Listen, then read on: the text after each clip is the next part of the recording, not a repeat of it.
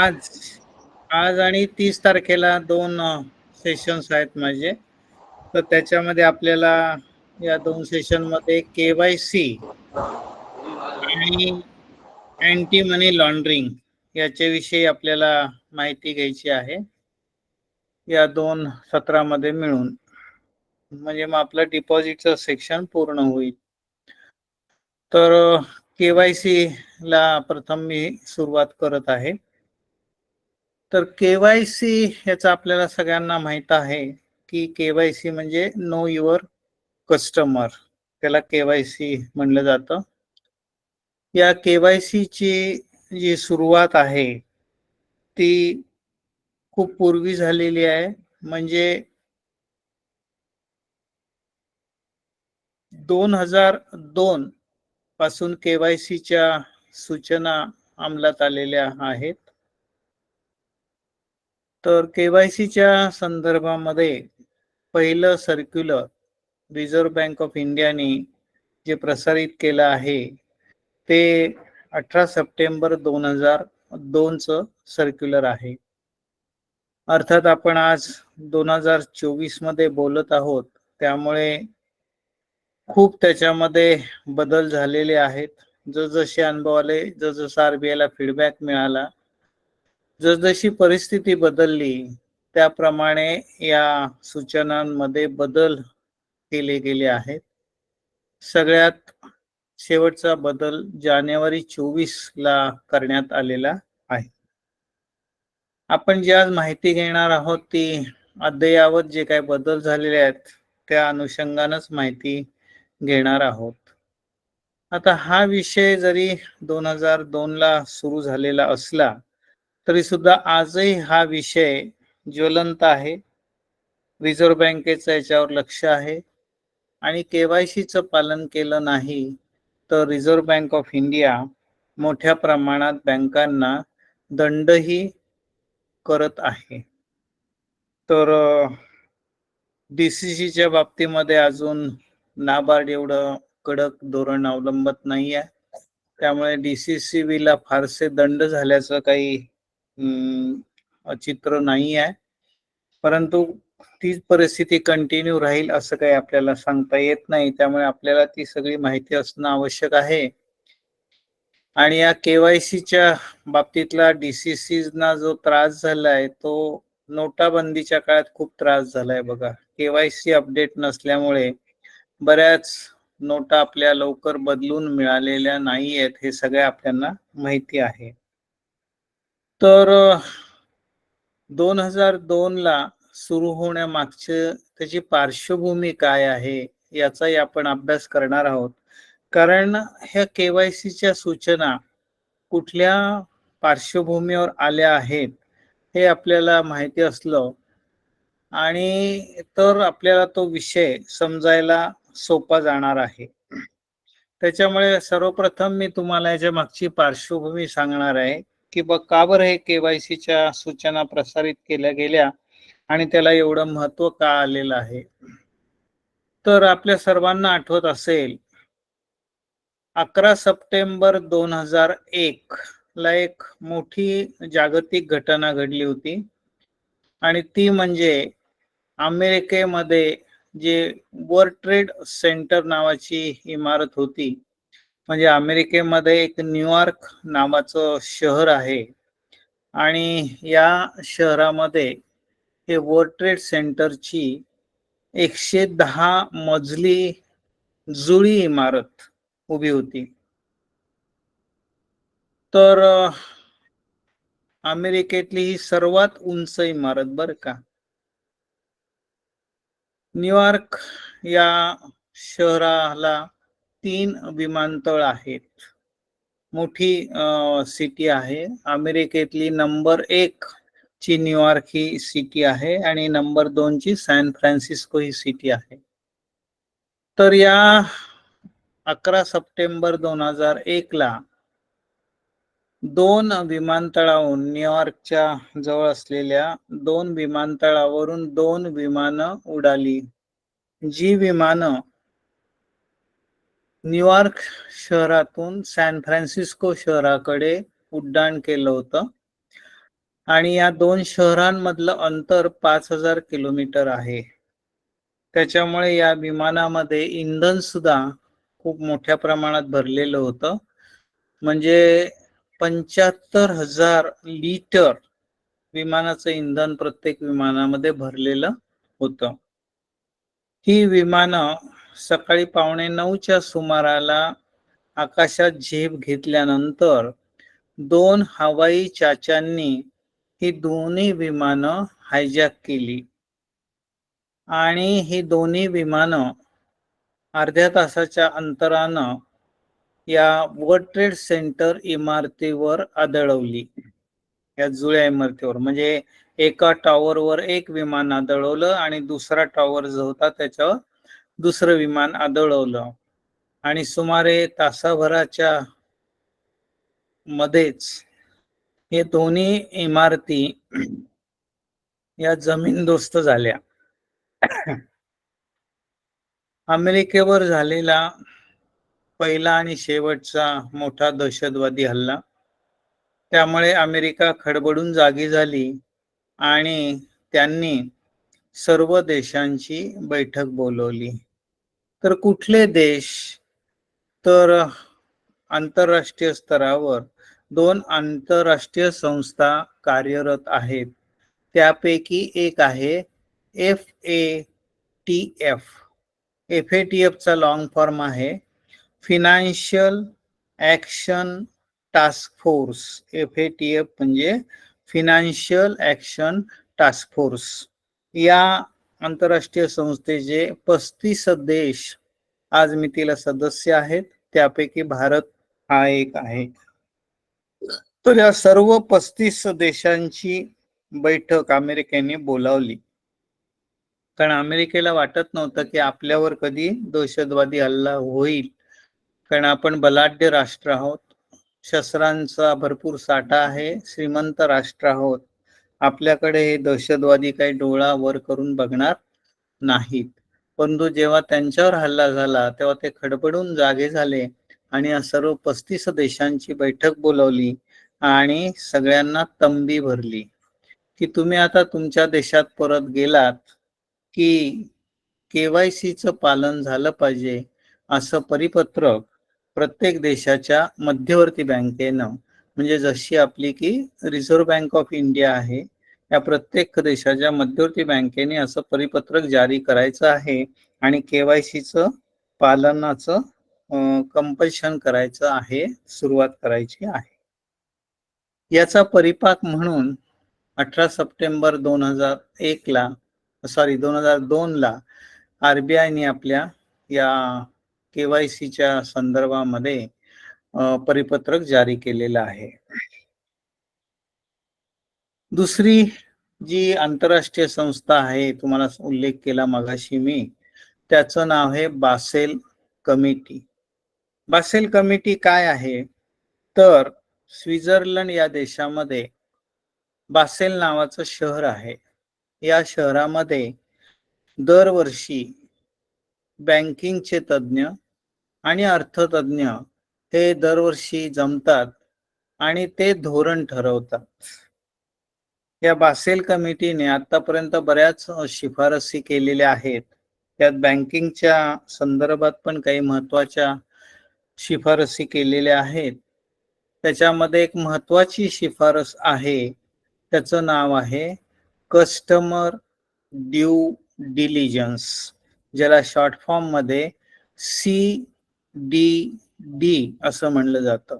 CDD म्हणजे customer due diligence. तर या कस्टमर ड्यू डिलिजन्स बाबत ज्या शिफारसी या बासेल कमिटीने केल्या त्याचा आधार घेऊन आपल्या रिझर्व्ह बँकेनं KYC संबंधितल्या मार्गदर्शी सूचना काढलेल्या आहेत. म्हणजे थोडक्यामध्ये KYCच्या मार्गदर्शी सूचनांचा बेस हा काय आहे? तर बासेल कमिटीच्या सूचना कशाच्या संदर्भात? कस्टमर ड्यू डिलिजन्सच्या संदर्भातल्या शिफारसी आहेत. तसंच FATF मगाशी ज्या मी संस्थेचा उल्लेख केला, या संस्थेने आज मितीपर्यंत 40 शिफारसी केलेल्या आहेत. त्या कशाच्या संदर्भात केलेल्या आहेत? तर दहशतवादाशी मुकाबला कसा करायचा? How to fight against the terrorism. आणि त्या शिफारसींच्या आधारे आपल्या भारत सरकारनं एक कायदा पास केलेला आहे, ज्या कायद्याचं नाव आहे prevention of money laundering act 2002. Short form मध्ये याला PMLA 2002 म्हणलं जातं. PMLA 2002 म्हणजे prevention of money laundering act 2002. तर हा कायदाचं नाव जरी 2002 साल असलं तरी हा कायदा गव्हर्नमेंट गॅझेटमध्ये 1 जुलै 2005 ला नोटिफाय झाला.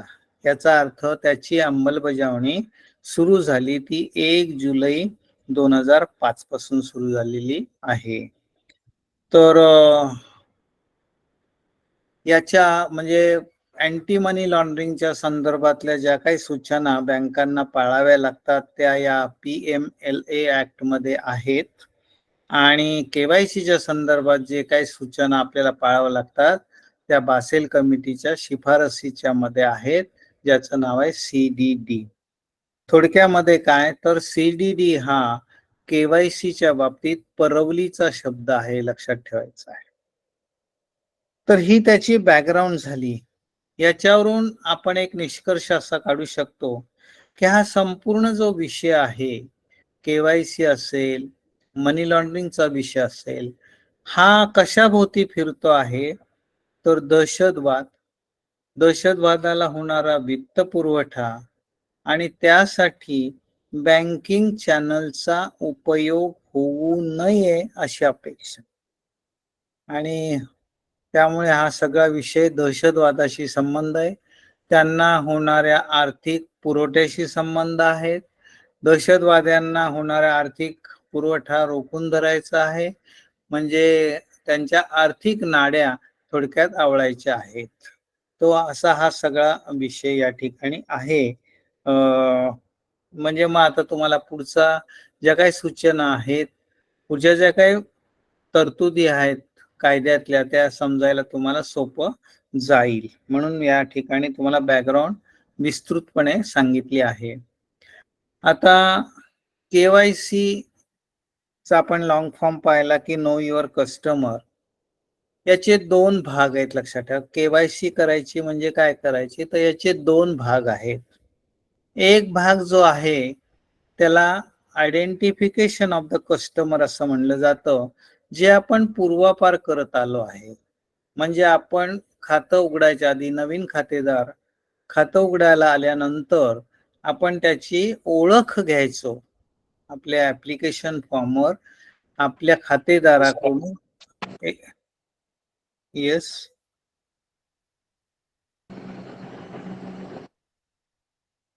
आपला जो एक्झिस्टिंग खातेदार आहे त्याची त्या ठिकाणी आपण ओळख टाकून घ्यायचं की हा अमुक एक व्यक्तीच आपल्याकडं खातं उघडायला आलेला आहे. म्हणजे त्याची आपण ओळख पटवायचो, ज्याला आयडेंटिफिकेशन ऑफ द कस्टमर म्हणलं जातं. ते पूर्वापार आपण करतो आहे, आताही करतो आहे, फक्त आता ते आयडेंटिफिकेशन करण्याची पद्धत बदललेली आहे. म्हणजे कशी की आपण आता त्याला काही कागदपत्र मागतो आणि त्या कागदपत्रा आधारे आपण त्याची ओळख पटवतो. आणि उदाहरणार्थ आधार कार्ड असेल, पॅन कार्ड असेल, निवडणूक ओळखपत्र असेल, पासपोर्ट असेल, की ज्याच्यामध्ये त्याचा फोटो आहे आणि पत्ता आहे, असे कागदपत्र आपण मागतो आणि त्याद्वारे आपण संभाव्य खातेदाराची ओळख पटवतो.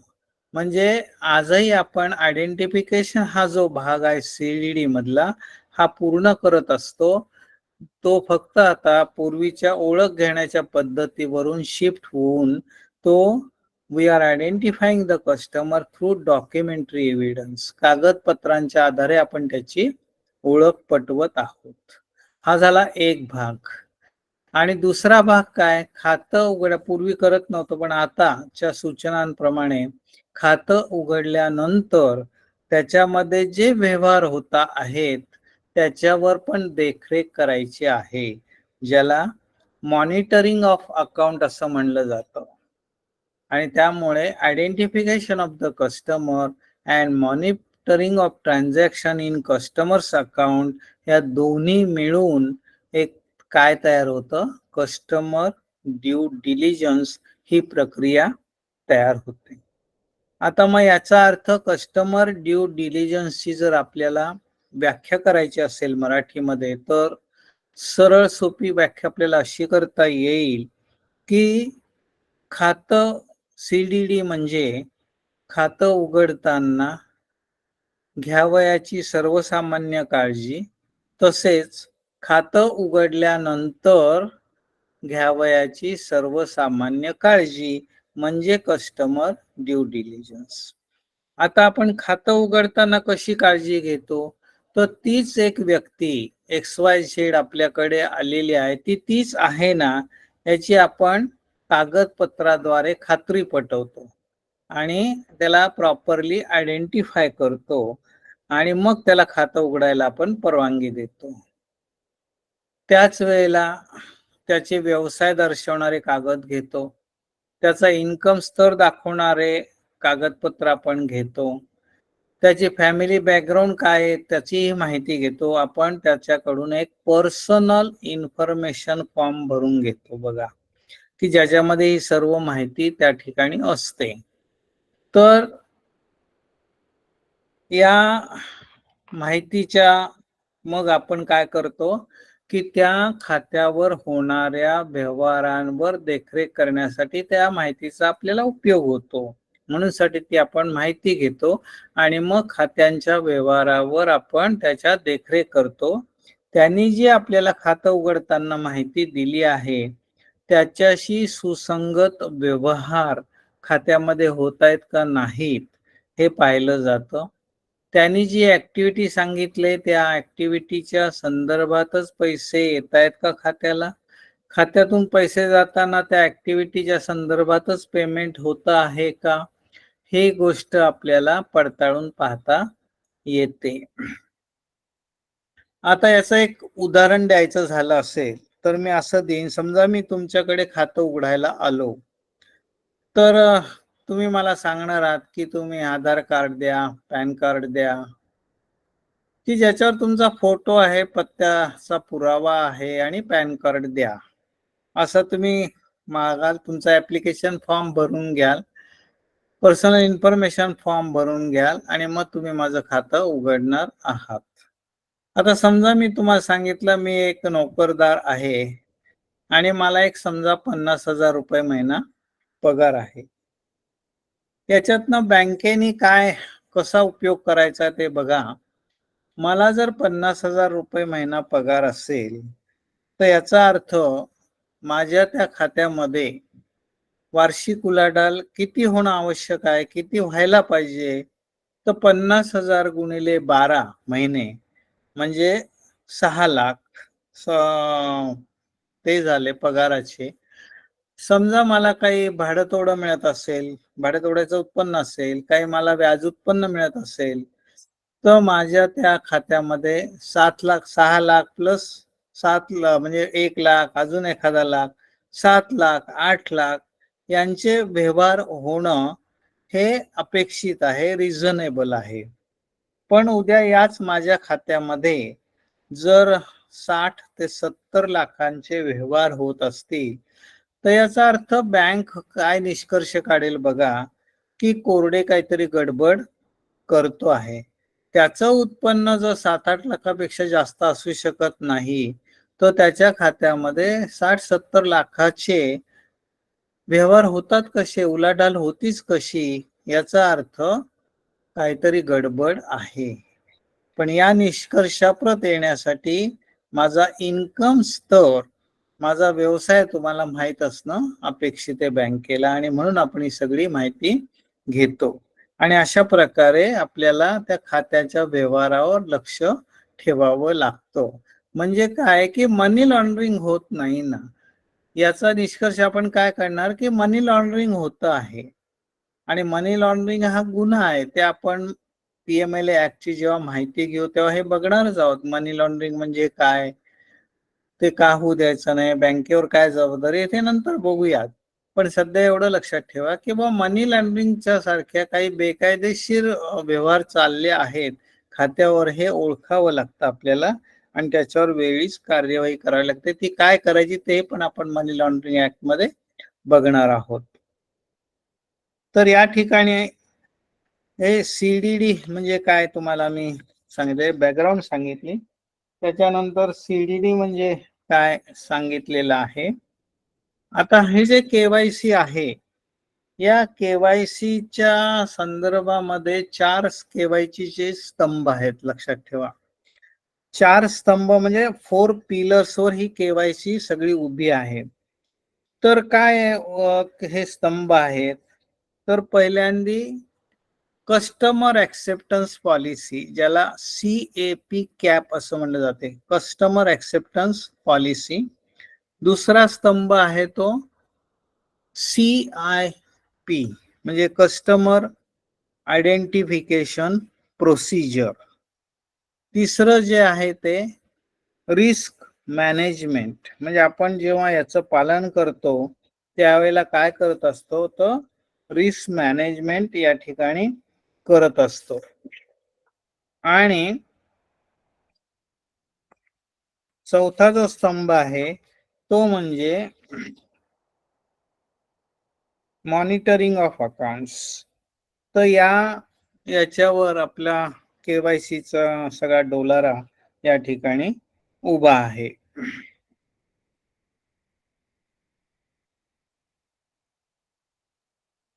आता या ठिकाणी खातं उघडताना आता पहिल्यांदा मग CAP ची आपण माहिती घ्या, कॅपची माहिती घ्या, म्हणजे customer acceptance policy. Customer acceptance policy म्हणजे मराठीमध्ये आपल्याला असं म्हणता येईल, की ग्राहक स्वीकार धोरण. म्हणजे बँक म्हणून कोण माझा ग्राहक होऊ शकेल हे ठरवावं लागतं बँकेला. आता जर आपण असं ठरवत बसलो, की हा होईल, तो होईल, तो होईल, तर मारुतीचं शेपूट होईल. म्हणून साठी निगेटिव्ह लिस्ट करायची. प्रॅक्टिकली यातनं मार्ग कसा काढता येईल, निगेटिव्ह लिस्ट करायची. कोण आपल्याकडं खातं उघडू नये अशी आपली अपेक्षा आहे. आणि म्हणून तुम्हाला सगळी पार्श्वभूमी सांगितली, बॅकग्राऊंड सांगितली, की कुठल्या बॅकग्राऊंडवर हे सगळ्या सूचना आलेल्या आहेत. तर दहशतवादाशी संबंधित व्यक्ती आणि त्यांना अर्थपुरवठा होऊ नये, त्यासाठी बँकेचा उपयोग होऊ नये ही अपेक्षा. या दृष्टीने जर विचार केला तर आपल्याला कोण कस्टमर नको आहेत हे आपल्या लक्षात येईल. तर त्याच्यामध्ये बघा, सर्वप्रथम आपल्याला बेनामी ठेवीदार नको. ज्या अर्थी बेनामी ठेव ठेवतो आहे तो, त्या अर्थी नक्कीच कर चुकवेगिरी आहे, काहीतरी बेकायदेशीर व्यवहार आहेत, म्हणजेच मनी लॉन्ड्रिंग आहे. आणि म्हणून साठी आपल्याला असे बेकायदेशीर व्यवहार करणारी खाती आपल्याला नको आहेत. आणि म्हणून साठी बेनामी डिपॉझिटची खाती आपल्याला नको आहेत. ही निगेटिव्ह लिस्ट मधली पहिली गोष्ट आपली असणार आहे. दुसरी काय असणार आहे बघा, ज्या ग्राहकांचे दहशतवादी जगताशी किंवा गुन्हेगारी जगताशी संबंध आहेत, अशा व्यक्तींची खाती आपल्याला नको आहेत, किंवा अशा संस्थांची पण खाती आपल्याला नको आहेत. कारण शेवटी दहशतवाद काय, गुन्हेगारी काय, एकमेकाच्या हातात हात घालून चालतात. आता तुम्ही म्हणाल ते ठीक आहे हो, ही खाती नको. पण हे आपण बँकेला समजेल कसं, किंवा समोर जो माणूस बसलाय काउंटरवर खातं उघडायला त्याला कसं समजेल? कारण कस्टमर आल्यानंतर त्याच्या कपाड्यावर तर काही लिहिलेलं नाहीये, हा माणूस चांगला आहे, हा माणूस वाईट आहे, हा गुन्हेगार आहे, हा दहशतवादी, असं काही लिहिलेलं नसतं. मग आता या ठिकाणी आपल्याला व्यावहारिक मार्ग अवलंबावा लागतो. तर 2 गोष्टी आहेत मी तुम्हाला सांगून ठेवतो. त्याचं आवर्जून आपल्याला पालन करायचं आहे. प्रत्येक बाबतीमध्ये शक्य नाही मला कल्पना आहे. परंतु जेथे शक्य आहे, तेथे संभाव्य खातेदाराकडून पासपोर्ट मागा. पासपोर्ट मागण्याचा फायदा काय आहे? पासपोर्ट इज नेव्हर इश्यूड की ज्याच्या नावावर गुन्हा नोंद आहे त्याला कधीही पासपोर्ट दिला जात नाही. पासपोर्ट दिलेला असेल तर तो रद्द केला जातो. त्यामुळे पासपोर्ट आहे तो व्हॅलिड आहे, तो इन्फोर्स आहे. याचा अर्थ त्याच्या अगेन्स्ट कुठल्याही गुन्ह्याची नोंद नाही याची आपल्याला खात्री करता येते. आणि म्हणून साठी पासपोर्ट असेल ती शक्य असेल आणि पासपोर्ट असेल तिथे पासपोर्टची कॉपी रेकॉर्डवर घ्या खातं उघडताना, म्हणजे मग त्याची बॅकग्राऊंड जी आहे ती आपोआप क्लिअर होईल. तसं नसेल समजा तर आपल्या बँकांकडे रिझर्व्ह बँकेकडनं दहशतवादी आणि दहशतवादी संघटना यांची यादी येत असते. दरवेळेला ती अपडेट होत असते, यादी येत असते. त्या यादीमध्ये आपल्या संभाव्य खातेदाराचं नाव नाही ना याची खात्री करणं आवश्यक आहे. आता यासाठी सुद्धा बँकेला टेक्नॉलॉजीची मदत घ्यावी लागणार आहे. कारण आतापर्यंत खूप मोठ्या प्रमाणामध्ये याद्या आलेल्या आहेत. या प्रत्येक यादीमध्ये त्याचं नाव नाही हे आपल्याला फिजिकली तपासणं केवळ अशक्यप्राय गोष्ट आहे. आणि म्हणून साठी आलेल्या याद्या ह्या बँकेच्या सर्व्हरवर आपोआप अपलोड व्हायला पाहिजेत. आणि आपण संभाव्य खातेदाराचं नाव टाईप केलं तर कॉम्प्युटरनीच मॅच करावं त्या लिस्टमध्ये याचं नाव नाही ना. आणि मॅच नाही झालं तर आम्हाला पुढे जाऊ द्यावं कॉम्प्युटरनी, नाही तर जाऊ देऊ नये, अडवून ठेवावं. अशा प्रकारचं आपल्याला त्या ठिकाणी टेक्नॉलॉजी करावं लागेल. असे मॉड्यूल विकत घ्यावं लागेल आणि त्याप्रमाणे याची अंमलबजावणी आपल्याला करता येईल, अदरवाईज शक्य नाही आहे. तर या ठिकाणी आपल्याला हे आपण व्यावहारिक शहाणपण ज्याला म्हणतात ते इथं या वापरतो आहे की जे शक्य आहे त्याचा आपण मार्ग अवलंबून आपण खात्री करून घेत आहोत. म्हणजे ही दुसरी कॅटेगरी झाली. पहिली आपण पाहिली बेनामी खातेदार नको, बेनामी ठेवीदार नको. दुसरं आपण पाहिलं ज्या व्यक्तींचे गुन्हेगारी जगताशी किंवा दहशतवादी जगताशी संबंध आहेत ते आणि त्यांचे नातेवाईक यांची खाती नकोत. आणि तिसरं जो खातेदार आपल्याला केवायसीच्या सूचनांचं पालन करण्यासाठी सहकार्य करत नाही असाही खातेदार आपल्याला नको आहे. आपण त्या ठिकाणी त्याला खातं उघडण्यास नकार देऊ शकतो किंवा तू ही पूर्तता करत नाही त्यामुळे आम्ही तुझं हे खातं उघडणार नाही. ते बँकेला अधिकार या केवायसीच्या अंतर्गत दिलेले आहेत. तर या 3 खातेदार या 3 कॅटेगरी सोडल्या, वर्ग सोडले तर as far as KYC is concern मला वाटत नाही आपण कोणाला खातं उघडायला नकार द्यावा. लक्षात घ्या. तर बारिंग दिस 3 कॅटेगरीज आपण बाकीचे खातेदारांना खातं उघडू शकतो. केवायसीच्या अंतर्गत त्याच्यावर काही बार नाहीये, बंधन नाही आहे. ठीक आहे. आता हा झाला कस्टमर ॲक्सेप्टन्स पॉलिसीचा भाग. आता हे सगळं कुठं बँकेने लिहायचं आहे तर बँकेची केवायसी पॉलिसी असली पाहिजे. जशी बँकेची कर्ज धोरण असतं ज्याला लोन पॉलिसी म्हणतात, डिपॉझिटची पॉलिसी असते, ठेव धोरण म्हणतात, तसंच बँकेची केवायसी पॉलिसी सुद्धा असली पाहिजे. ती बँकेच्या संचालक मंडळाने स्वीकृत केलेली पाहिजे आणि त्याचा दरवर्षी रिव्ह्यू घेतला पाहिजे. तर याच्यामध्ये या केवायसी पॉलिसीमध्ये हे सर्व बँकेने मेन्शन करायचं आहे. आता दुसरा जो महत्वाचा पार्ट आहे, तो आहे कस्टमर आयडेंटिफिकेशन प्रोसिजर, ज्याला कस्टमर आयडेंटिफिकेशन CIP म्हणलं जातं. आता हा सगळ्यात महत्वाचा भाग आहे, की खातं उघडताना कसं खातं उघडून घ्यायचं. तर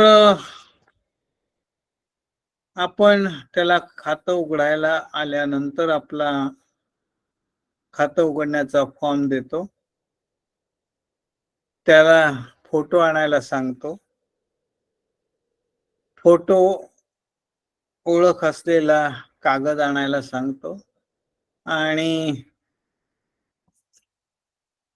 पॅन कार्ड आणायला सांगतो. त्याची झेरॉक्स कॉपी आणायला सांगतो. ओरिजिनल पण आणायला त्या ठिकाणी सांगतो आणि मग आपण त्याच्या झेरॉक्स कॉपी ज्या आहेत त्या आपण ओरिजिनल वरून व्हेरिफाय करून घेतो आणि मग आपण त्या स्वीकारतो त्याची ओळख म्हणून आणि पत्त्याचा पुरावा म्हणून.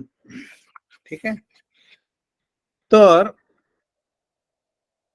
खरं म्हणजे याचे खातं उघडण्याचे आता ते याच्या संदर्भात माझ्या मनामध्ये काही प्रश्न आहेत, की बुवा आधार कार्ड सक्तीचं आहे का?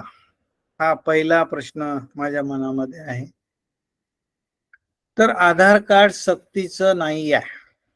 परंतु आपण आधार कार्ड का मागतो, तर त्याच्यामध्ये त्याचा फोटो आयडेंटिटी पण असते आणि पत्त्याचा पुरावा पण असतो, म्हणून ते आपण मागतो. पण एखाद्याकडे आधार कार्ड नसलं, पण त्याच्याकडे निवडणूक ओळखपत्र असेल, तर त्याच्यावर त्याची फोटो आयडेंटिटी येते. पत्त्यासाठी त्याने दुसरा काही कागद दिला तरी आपल्याला चालतो. म्हणजे पासपोर्टवर पत्ता असू शकतो किंवा आपल्या जनगणना जी दर 10 वर्षांनी होते, त्याचं एक रजिस्टर मेंटेन केलेलं असतं. त्या रजिस्टरमधून त्याचा प्रमाणित उतारा सर्टिफाईड कॉपी जरी आणली, तर त्याच्यामध्ये त्याचं नाव, वय सगळी माहिती असते आणि पत्ताही असतो. तर तेही आपण स्वीकारायला हरकत नाही आहे. तर आपल्याला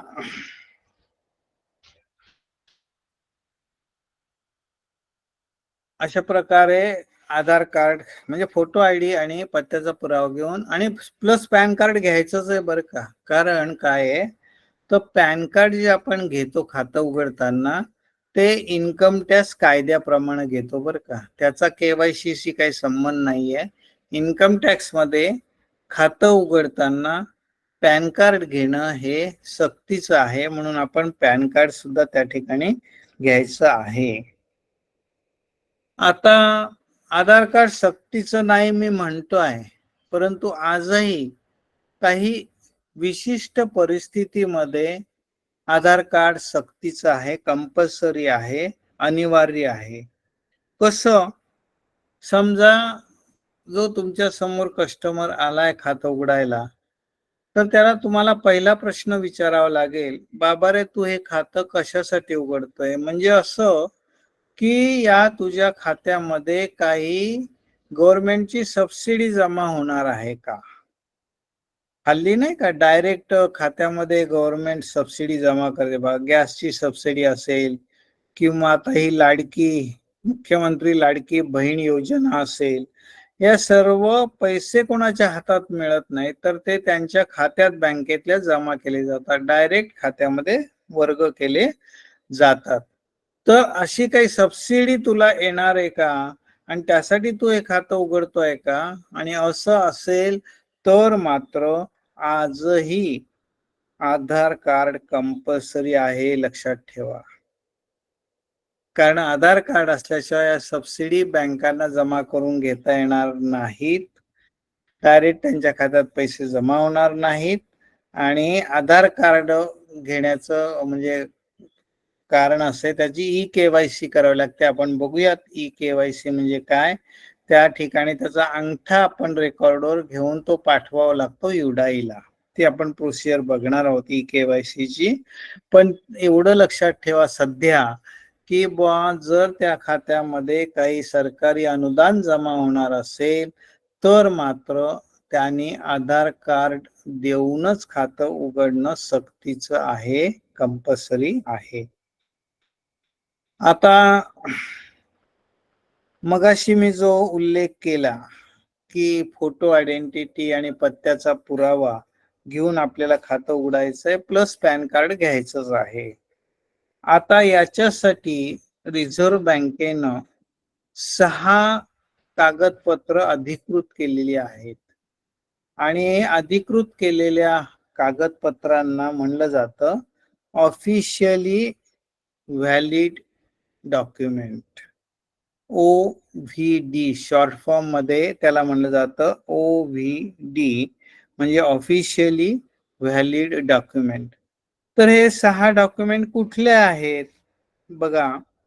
पासपोर्ट पहिला आहे पासपोर्ट, दुसरा आहे ड्रायव्हिंग लायसन्स, तिसरं आहे निवडणूक ओळखपत्र, चौथं आहे नरेगा अंतर्गत दिलेलं जॉब कार्ड की ज्याच्यावर त्याचा फोटो असतो. नरेगा ही रूरल एम्प्लॉयमेंट गॅरंटी स्कीमच्या अंतर्गतची योजना आहे. त्याच्यानंतर letter issued from the national population register म्हणजे मगाशी जो उल्लेख केला जनगणने होते त्याचं रजिस्टर मेंटेन केलेलं जातं. त्याच्यामधल्या रजिस्टरच्या प्रमाणित उतारा की ज्याच्यामध्ये त्याचं नाव, गाव, वय सगळं असतं आणि पत्ताही असतो, तर तेही त्या ठिकाणी आपल्याला एक प्रूफ म्हणून चालतं. आणि 6वं हे झाले 5 कागदपत्र आणि 6वं आहे प्रूफ ऑफ पोझिशन ऑफ आधार म्हणजे त्या माणसाकडे आधार क्रमांक आहे याचा प्रूफ त्याने द्यायचा आहे. म्हणजे कसा द्यायचा आहे बघा. मगाशी मी जो उल्लेख केला की त्यांनी ओरिजिनल आधार कार्ड आणायचं आहे, त्याची झेरॉक्स प्रत पण आणायची आहे. आपण ओरिजिनल वरून झेरॉक्स प्रत व्हेरीफाय करून घ्यायची आहे. त्याच्यावरचा फोटो आणि आलेला खातेदार यांचा फोटो जुळतोय का नाही ते बघायचं आहे. आणि त्या आधार द्वारे आपण त्याला कस्टमरला आयडेंटिफाय करायचं आहे, ओळखायचं आहे. मग या ठिकाणी आपण काय केलं की त्या आणि तुझी झेरॉक्स कॉपी आपल्या रेकॉर्डर आपण बँक घेणार आहोत त्याच्यावर त्यांनी सही करून आपल्या ताब्यात द्यायची आहे, ज्याला सेल्फ अटेस्ट करणं म्हणतात. त्यांनी सेल्फ अटेस्ट करून ती कॉपी बँकेकडं द्यायची आहे फोटोचा पुरावा म्हणून आणि पत्त्याचा पुरावा म्हणून. म्हणजे या ठिकाणी त्यांनी काय वापर केलाय बघा. आपण त्याच्या फोटोवरून त्याला ओळखलेलं आहे, पत्त्याचा पुरावा त्याच्यावर आहे आणि ते आपण रेकॉर्डवर घेतलेलं आहे म्हणून याला म्हणायचं, या पद्धतीला म्हणतात proof of position of Aadhaar number असं म्हणलं जातं. आता दुसरा जो भाग आहे आधार क्रमांक यूजचा त्याच्यामध्ये यूज ऑफ आधार कार्ड असं म्हणलं जातं. यूज ऑफ आधार कार्ड म्हणजे आधार कार्डाचा उपयोग करून आधार नंबरचा उपयोग करून त्याची आयडेंटिटी पटवायची बरं का. म्हणजे कसं की त्यांनी समजा सरकारी अनुदानासाठी आपल्याकडे खातं उघडलं असेल तर त्या पद्धतीला म्हणतात ई-KYC करणं. ई-KYC म्हणजे काय? Electronic KYC. ईचा अर्थ असा आहे इलेक्ट्रॉनिक केवायसी म्हणजे इलेक्ट्रॉनिक केवायसी करून त्या संभाव्य खातेदाराची ओळख पटवायची आहे. आता ही प्रोसिजर कशी आहे बघा की त्यांनी आपल्याकडे अर्ज द्यायचा आहे की बा हा माझा आधार नंबर आहे, तर तुम्ही आपल्याला आधार जो दिला आधार नंबर तो दिला युडाई या संस्थेने दिला आहे आणि तो देताना आधार कार्ड नंबर देताना आपला यांनी युडाईने सर्व माहिती घेतलेली आहे. आपलं नाव, गाव, पत्ता, वय, त्याच्यानंतर शिक्षण, राहण्याचा पत्ता त्याच्यानंतर तुम्हाला सांगतो आपल्या बोटांचे ठसे, डोळ्याच्या आयरिसची इमेज, हे सर्व घेतलेलं आहे. या माहितीला म्हणजे या सगळ्या जी कस्टमरची माहिती त्याचे 2 भाग पडतात.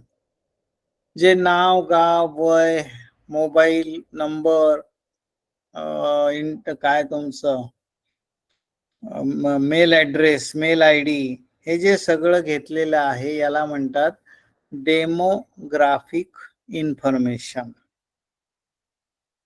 म्हणजे तुमचं हे काय आहे, मेल आहे, फिमेल आहे, ट्रान्सजेंडर आहे, हे सगळं त्याच्यामध्ये घेतलेलं असतं. या सगळ्या माहितीला म्हणतात की डेमोग्राफिक इन्फॉर्मेशन. आपल्या हातांचे ठसे घेतलेले आहेत, डोळ्याच्या आयरिसची इमेज घेतलेली आहे, याला म्हणतात बायोमेट्रिक इन्फॉर्मेशन. तर ह्या 2 प्रकारच्या माहिती असतात याच्यामध्ये. मी अर्ज द्यायचा आहे बँकेला की हा माझा आधार क्रमांक आहे आणि तुम्ही तो युडाईकडे जा आणि व्हेरीफाय करा आणि माझे जे काही कागदपत्र मी युडाईला सादर केले आहेत हे आधार क्रमांक काढताना, ते त्यांच्याकडनं मागून घ्या आणि माझी ओळख पटवा आणि माझं खातं उघडा. मी कुठलंही तुम्हाला झेरॉक्स कॉपी देणार नाही. मग या ठिकाणी बँकेने काय करायचं आहे, तर त्याचा अंगठा घ्यायचा आहे, त्या अर्जावर अंगठा पण घ्यायचा आहे, सही असली तरी सुद्धा. आधार क्रमांक घ्यायचा आहे, सही आपल्याकडे आली, अंगठा आपल्याकडे आलेला आहे आणि तो अंगठा स्कॅन करून, अंगठा स्कॅन करण्याचं एक मशीन असतं, त्याने स्कॅन करून तो अर्ज, आधार नंबर, हे सर्व अंगठ्याचं स्कॅन करून केलेला अंगठा, तो सगळा त्यांनी आपण युडाईला पाठवून द्यायचा आहे. तो युडाईकडे गेल्यानंतर ही सर्व लोकांना ज्यांना ज्यांना आधार कार्ड दिलेलं आहे त्यांची दोन्ही प्रकारची माहिती त्या सर्व्हरवर युडाईच्या साठवून ठेवलेली आहे. तर आपण हे सगळं युडाईला सर्व्हरला पाठवल्यानंतर तिथे सर्व्हरच म्हणजे मॅनलेस ऑपरेशन असतं हे सगळं. तिथं कोणीही माणूस नसतो, तिथे मॅन्युअल इंटरफरन्स नाही. मशीनच ते आधार क्रमांक आणि त्याचा अंगठा हे मॅच करतं, त्याची सही मॅच करतं आणि मग हे जर मॅचिंग झालं तर त्यांनी जे काही कागदपत्र आधार कार्ड काढताना घेतले आहेत ते सदरच्या बँकेकडे युडाईच्या सर्व्हरमधनं बँकेच्या सर्व्हरकडे येतात इलेक्ट्रॉनिकली. आणि एकदा बँकेच्या सर्व्हरकडे आले की त्या सगळ्या बँका इंटरकनेक्टेड असल्यामुळे, सीबीएस झालेलं असल्यामुळे प्रत्येक ब्रांचला सुद्धा ते उपलब्ध होऊ शकतं. मग ते आपण डाउनलोड करायचं आहे बँकेने, ते कागदपत्र रेकॉर्डवर घ्यायचे आहेत आणि त्याची ओळख पटवून घ्यायची आहे, सीडीडी करायची आहे आणि मग खातं उघडायचं आहे. आता या ठिकाणी ही जी कागदपत्र आलेली आहेत ही कशी आली बँकेकडे, इलेक्ट्रॉनिक माध्यमाद्वारे आलेली आहेत, म्हणून याला ई-केवायसी ची प्रक्रिया म्हणलं जातं. आणि ही ई-केवायसी ची प्रक्रिया करून त्या माणसाची ओळख बँकेने पटवलेली आहे, आयडेंटिफाय केलेलं आहे. तर हे कंपल्सरी आहे ई-केवायसी करणं. केव्हा? जेव्हा तो सरकारी अनुदान जमा होण्यासाठी खातं उघडत असेल तेव्हा. ठीक आहे, ही झाली पहिली पद्धत. आता ही ऑनलाईन पद्धत म्हणतात याला, ई-केवायसी ही ऑनलाईन पद्धत आहे. म्हणजे ऑनलाईन पद्धतीने डेटा पाठवला जातो आणि ऑनलाईन पद्धतीनंच कागदपत्र येतात. दुसरी जी पद्धत आहे ती ऑफलाईन म्हणतात, ऑफलाईन प्रोसिजर. ऑफलाईन प्रोसिजर मध्ये काय होतं, आपल्या आधार कार्डवर जो QR कोड आहे तो स्कॅन केला जातो.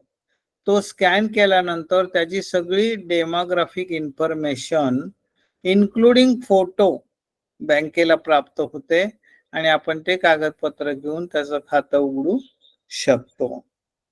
किंवा कस्टमरनी युडाईच्या साईटवर जायचं, त्यांनी लॉग इन केल्यानंतर त्याला एक OTP त्याच्या रजिस्टर मोबाईल नंबरवर येतो.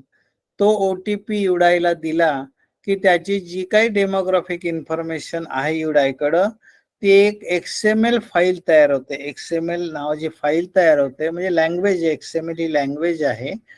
ती फाईल, ते पॅकेट त्या कस्टमरकडे ते युडाई पाठवते आणि ते XMLचं फोल्डर, ते पाकीट त्यांनी बँकेकडे फॉरवर्ड करायचं आहे आणि मग बँकेने ते अनफोल्ड करून त्यातली माहितीचा वापर करून खातं उघडायचं आहे. आता या ठिकाणी बँक स्वतः युडाईच्या सर्व्हरमध्ये जात नाही आणि म्हणूनसाठी याला ऑफलाईन प्रोसिजर ऑफ KYC असं म्हणलं जातं. मग या ठिकाणी ही जी काही XML फाईल आलेली आहे, XML पॅकेट आलेलं आहे, हे अधिकृत कशावरून? कस्टमर आपल्याला फसवत तर नाही ना, ही बँकेपुढची काळजी आहे. तर या ठिकाणी ही जी XML फाईल आहे, हिला डिजिटल सिग्नेचर असते, लक्षात ठेवा.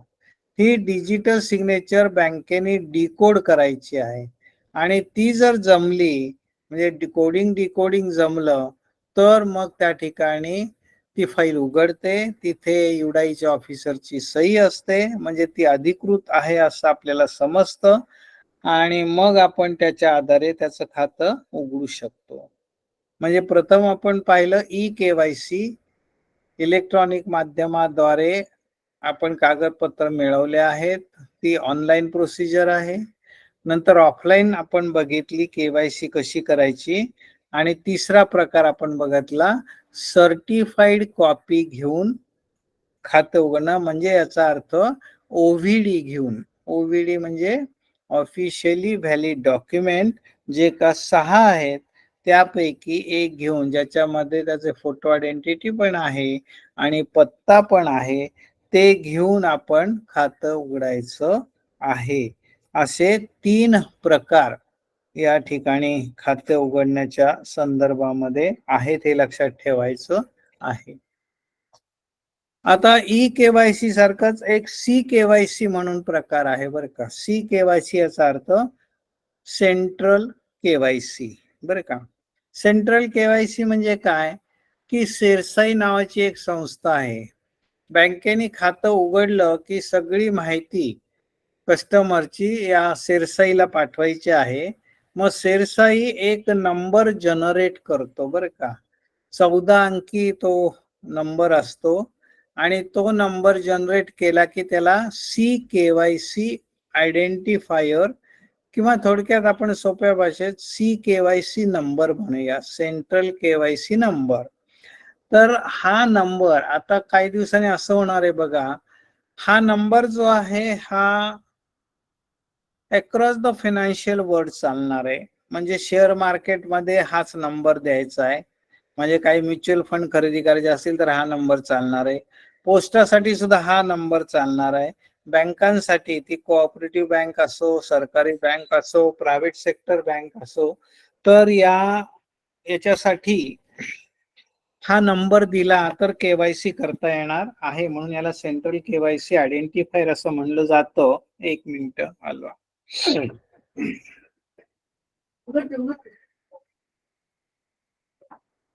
तर हा नंबर फक्त द्यायचा आहे. हा नंबर बँकेकडे दिला की त्याच्यानंतर बँकेनं सेरसाईच्या साईटवर जाऊन त्यांनी हा नंबर काढताना दिलेले सगळे KYC चे कागदपत्र घ्यायचेत मागून आणि खातं बँकेचं उघडायचं आहे. त्यामुळे आता त्यांनी फक्त नंबर दिला, कुठलेही कागदपत्र दिले नाही तरी चालणार आहे. त्याला म्हणायचं CKYC, सेंट्रल KYC. तर हा एक प्रकार आहे. अजून एक KYC चा प्रकार नव्याने आला आहे, त्याला म्हणतात व्हिडिओ KYC किंवा डिजिटल KYC. म्हणजे डिजिटल माध्यमाद्वारे KYC, म्हणजे कस्टमरने बँकेत यायचं नाहीये. त्यांनी त्याच्या घरी बसून त्याच्या लॅपटॉप वरून बँकेशी संवाद साधायचा आहे. त्यांनी त्याची कागदपत्र, त्याचं आधार कार्ड असेल, पॅन कार्ड असेल, हे सर्व दाखवायचं आहे कॉम्प्युटरवर. त्याचा कॉम्प्युटरवरचं पिक्चर बँकेने काढून घ्यायचं आहे. मग त्याचे प्रिंट काढायची आहे. त्याला काही प्रश्नोत्तर विचारायचे आहेत आणि त्याची खात्री करायची आहे की तीच व्यक्ती आहे असं बँकेने करायचं आहे. हा सर. सर एक 10 मिनिट थोडस जास्त घ्यायला लागेल. भगवती मॅडम थोडं उशीर आहे. बर, चालेल ना, घेतो. तर भगवती मॅडम आला की मला सांगा परत, मी मग थांबतो. चालेल सर, चालेल, ओके.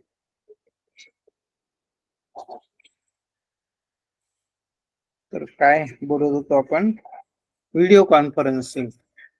तर त्या कागदपत्र आपण ऍक्सेप्ट करायचे आहे, तो बँकेत यायची आवश्यकता नाही. व्हिडिओ कॉन्फरन्सिंग द्वारे त्यांनी केवायसी ची प्रक्रिया पूर्ण करायची आहे. असाही प्रकार आता नव्यानं आलेला आहे. अर्थात हा सध्या 2 प्रायव्हेट सेक्टर बँकेमध्ये, एका नॅशनल बँकेत चालू आहे. कारण हा जरा खर्चिक भाग आहे, कारण याला खूप इन्व्हेस्टमेंट करावी लागते. जो ऑफिसर मुलाखत घेणार आहे त्याला एक स्पेशल ट्रेनिंग द्यावं लागतं, कारण एकसारखे प्रश्न विचारून उपयोग नसतो. वेगवेगळे प्रश्न विचारून खात्री करायची असते. त्याच्यानंतर तो जो व्यक्ती आहे ती कुठून आपल्याशी बोलते बँकेशी, याच्यासाठी एक जिओ टॅगिंग नावाची प्रोसिजर असते. तर जिओ टॅगिंगनी बँकेला ओळखता येतं की बा हा व्यक्ती कुठून बोलतो आहे. त्याच्यामुळे तो व्यक्ती आपल्याच परिसरातला आहे का हे बँकेला कळू शकतं. त्यामुळे हा, आणि ऑडिटरनी ही सगळी प्रोसेस सर्टिफाय केल्याशिवाय खातं उघडता येत नाही. त्यामुळे हा बराचसा खर्चिक भाग आहे. त्यामुळे आपल्या कोऑपरेटिव्ह बँकांकडे यायला अजून खूप वर्ष लागणार आहेत. परंतु हे ऑलरेडी आलेलं आहे. काही बँकात, प्रायव्हेट सेक्टर बँकात सुरू झालेलं आहे.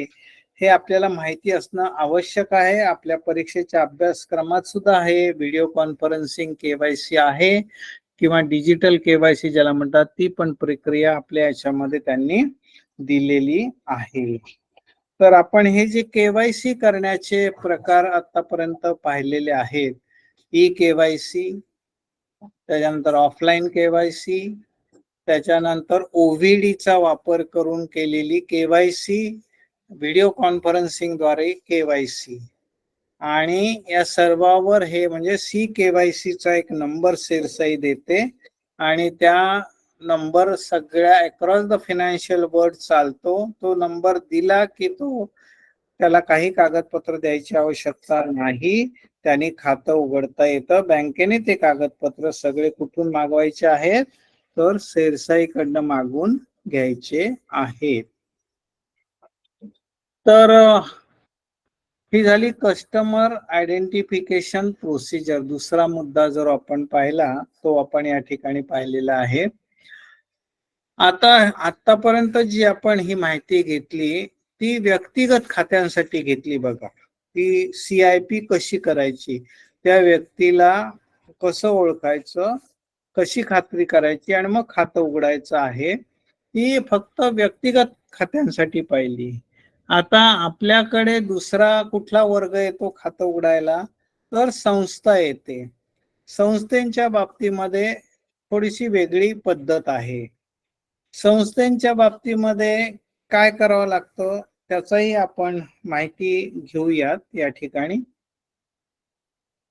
तर संस्थेच्या बाबतीमध्ये मी एक तुम्हाला जनरल फॉर्म्युला सांगणार आहे बरं का, की कुठल्याही संस्थेचं खातं उघडताना कुठली कागदपत्र घ्यायची. तर सर्वप्रथम त्या संस्थेचं नोंदणी प्रमाणपत्र आपल्या रेकॉर्डवर पाहिजे, म्हणजे ज्याला आपण रजिस्ट्रेशन सर्टिफिकेट किंवा मराठीमध्ये नोंदणी प्रमाणपत्र म्हणतो. तर ते आपल्या रेकॉर्डवर असलं पाहिजे, म्हणजे कुठल्या कायद्या अंतर्गत ती संस्था नोंदणी झालेली आहे. दुसरं, त्या संस्थेची घटना, म्हणजे त्या संस्थेचा कारभार कसा चालणार आहे हे जिथं लिहिलेलं असतं. उदाहरणार्थ जर पार्टनरशिपचं खातं असेल तर पार्टनरशिप डीड नावाचं घटना असते, त्याच्यामध्ये सर्व माहिती लिहिली असते. कोण पार्टनर आहेत, कुठल्या पार्टनरनी किती भांडवल आणलेलं आहे, त्यांचा नफा वाटप कसा ठरलेला आहे, ही सर्व माहिती त्या पार्टनरशिप डीड मध्ये असते. कुठल्या पार्टनर्सना सह्या करतील, काय करतील, सगळं पार्टनरशिपचं ऑफिस कुठं आहे, अशी सगळी माहिती त्या पार्टनरशिप डीड मध्ये असते. तर ते डॉक्युमेंट आपल्याला घेणं आवश्यक आहे. कंपनी असेल तर आर्टिकल ऑफ असोसिएशन आणि मेमोरेंडम ऑफ असोसिएशन हे दोन महत्वाची कागदपत्र आहेत. आणि कंपनी स्थापन झाल्याचं जे सर्टिफिकेट असतं त्याला म्हणतात सर्टिफिकेट ऑफ इनकॉर्पोरेशन. पार्टनरशिपच्या बाबतीत सुद्धा रजिस्ट्रेशन सर्टिफिकेट कोण देतं, लक्षात ठेवा, registrar of firms. Registrar of firms partnership रजिस्ट्रेशनचं सर्टिफिकेट देतं. तसंच कंपनीच्या बाबतीमध्ये रजिस्ट्रार ऑफ सोसायटीज ROC ज्याला म्हणलं जातं ते कंपनी स्थापन केल्याचं सर्टिफिकेट, कंपनी इनकॉर्पोरेट झाल्याचं सर्टिफिकेट ROC देत असतं. जर ट्रस्ट असेल तर चॅरिटी कमिशनरचं सर्टिफिकेट असतं, नोंदणी प्रमाणपत्र. सोसायटी असेल तर रजिस्ट्रार ऑफ अश्युरन्सेस आहेत, त्यांच्याकडे याचं रजिस्ट्रेशन होतं. तर प्रत्येक संस्थेचं रजिस्ट्रेशन सर्टिफिकेट आपल्या रेकॉर्डवर पाहिजे. दुसरं, त्या संस्थेची घटना, जसे की आपण पार्टनरशिपच्या बाबतीमध्ये पाहिलं की पार्टनरशिप डीड असतं. कंपनीच्या बाबतीमध्ये आर्टिकल ऑफ असोसिएशन आणि मेमोरेंडम ऑफ असोसिएशन असतं. सोसायटी असेल तर त्याच्या संदर्भात बायलॉज असतात, ती त्याची घटना आहे. त्याच्यानंतर ट्रस्ट असेल तर ट्रस्ट डीड असतं. आपण जेव्हा टाइप्स ऑफ कस्टमर पाहिले तेव्हा आपण पाहिलेलं आहे बघा, ट्रस्ट डीड त्याच्यामध्ये काय काय असतं याची सगळी माहिती घेतलेली आहे. त्यामुळे ट्रस्ट डीड या त्या ट्रस्टची ती घटना आहे. त्यामुळे प्रत्येक कुठल्याही संस्थेचं खातं उघडताना सर्वप्रथम रजिस्ट्रेशन सर्टिफिकेट म्हणजेच नोंदणी प्रमाणपत्र, त्या संस्थेची घटना आपल्या रेकॉर्डवर असणं आवश्यक आहे. त्यानंतर ठराव, आपण ठराव घेतो, कारण तुमच्या माझ्यासारखं संस्था बँकेत येऊन किंवा चेकवर संस्था सही करू शकत नाही. म्हणून संस्थेच्या वतीनं कोण व्यवहार करणारे खात्यावरचे याच्यासाठीचा ठराव ची कॉपी आपल्याला या ठिकाणी लागते. त्याच्यानंतर संस्थेचं पॅन कार्ड, संस्थेचं पॅन कार्ड आणि संस्थेचा पत्त्याचा पुरावा,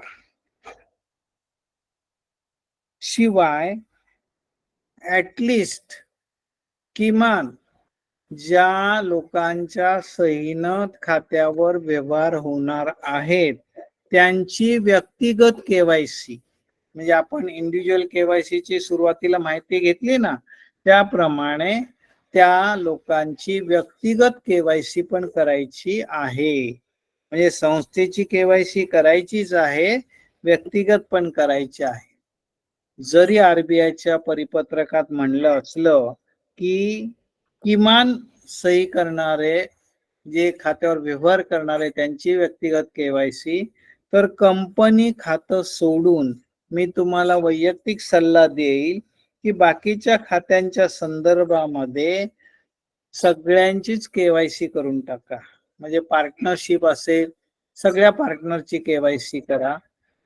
जर सोसायटी असेल तर सगळ्याच पदाधिकाऱ्यांची केवायसी करा. ट्रस्ट अकाउंट असेल तर सगळ्या ट्रस्टीचीच केवायसी करा. त्याच्यामुळे आपण पुढे जाऊन अडचणीत येणार नाही. कशाला किमान वगैरे काय, ट्रस्टी वगैरे फार 2-5 ट्रस्टी असतात, 2-5-10 पार्टनर असतात, त्यामुळे करायला काही हरकत नाही आहे. तर तो वैयक्तिक सल्ला आहे अर्थात, पण RBIच्या सर्क्युलरमध्ये किमान ज्यांच्या सहीने खात्याचे व्यवहार होणार असं म्हणलं आहे, हे लक्षात घ्यायचं आहे. तर आता आपण हा जो जनरल फॉर्म्युला सांगितला आहे याच्यामध्ये कुठल्याही संस्थेचं तुम्ही खातं उघडू शकता. म्हणजे याच्या प्रमाणे कागदपत्र घेऊन आपल्याला कुठल्याही संस्थेचं खातं या ठिकाणी उघडता येईल, हे लक्षात ठेवायचं आहे. तर हे झालं की संस्थेची केवायसी. म्हणजे आपण आता काय पाहिलं, व्यक्तिगत केवायसी कशी करायचं ते पाहिलं. त्याच्यानंतर संस्थेची केवायसी कशी करायची त्याची पण आपण माहिती या ठिकाणी घेतलेली आहे. आता माझ्या मनामध्ये एक मोठा प्रश्न असा आहे की पॅन कार्ड जर नसेल, आता पॅन कार्ड देणं तर सक्तीचं आहेच इन्कम टॅक्स कायद्याप्रमाणे, बरं का, पण पॅन कार्ड नसेल तर काय करायचं हा प्रश्न आहे. तर याचं उत्तर कोणाला सांगता येईल का? जर पॅन कार्ड नसेल तर काय पद्धत फॉलो करायची किंवा खातं उघडायचं का नाही? तर आपण फॉर्म नंबर 60 घेतो. हॅलो, नंबर फॉर्म नंबर 6061 घेतो, बरोबर आहे. फॉर्म नंबर 60 घेतो, तो 2 प्रतीत घ्यायचा आणि एक प्रत इन्कम टॅक्सला पाठवावी लागते, एक आपल्या रेकॉर्डवर ठेवायची, बरोबर. तर आता एक लक्षात ठेवा पॉइंट, फाईन पॉइंट सांगतो. कंपनी खात्याच्या बाबतीत आणि पार्टनरशिप खात्यांच्या बाबतीत फॉर्म नंबर 60 चालत नाही, बरं का. तिथं पॅन कार्ड कंपल्सरी आहे, हे लक्षात असू द्या, लिहून ठेवा. कंपनी खातं उघडताना आणि पार्टनरशिपचं खातं उघडताना पॅन सक्तीचं आहे, तिथं फॉर्म नंबर 60 चालत नाही. बाकी ठिकाणी पॅन क्रमांक 60, आपलं फॉर्म क्रमांक 60 जिथं पॅन कार्ड नाही तिथं तो चालतो. आता फॉर्म नंबर 60 कधी कधी घ्यायचा? खातं उघडताना तर घ्यायचंच आहे, परंतु काही ठराविक व्यवहारांसाठी तो प्रत्येक वेळा घ्यावा लागणार आहे 60 नंबर फॉर्म. कसं? त्याला म्हणतात स्पेसिफाईड ट्रान्झॅक्शन. इन्कम टॅक्सच्या कायद्यामध्ये नियम क्रमांक 114B दिलेला आहे, बरं का. आणि या 114B मध्ये त्यांनी ते ट्रान्झॅक्शन दिलेले आहेत, त्यांना म्हणतात स्पेसिफाईड ट्रान्झॅक्शन, की या ट्रान्झॅक्शन साठी पॅन कार्ड किंवा फॉर्म नंबर 60 हा कंपल्सरी आहे.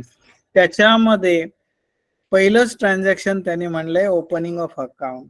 म्हणजे ओपनिंग ऑफ अकाउंट हे इन्कम टॅक्सच्या दृष्टीने ट्रान्झॅक्शन होतं, म्हणून आपल्याला खातं उघडताना तर घ्यायचंच आहे. पण महत्वाचं, प्रत्येक वेळेला ₹50,000 किंवा त्यापेक्षा जास्त रोखीचा भरणा असेल तर त्यांनी त्यावेळेला पण प्रत्येक वेळेला 60 नंबर फॉर्म द्यायचा आहे, हे लक्षात ठेवायचं. आता मग या ठिकाणी आपण मग बाकी ठिकाणी 60 नंबर, इथं 60 नंबर द्यायचा आहे, बाकीच्या बाबतीत काय, ज्यांच्याकडे पॅन कार्ड आहे त्यांच्या बाबतीत काय नियम आहे? तर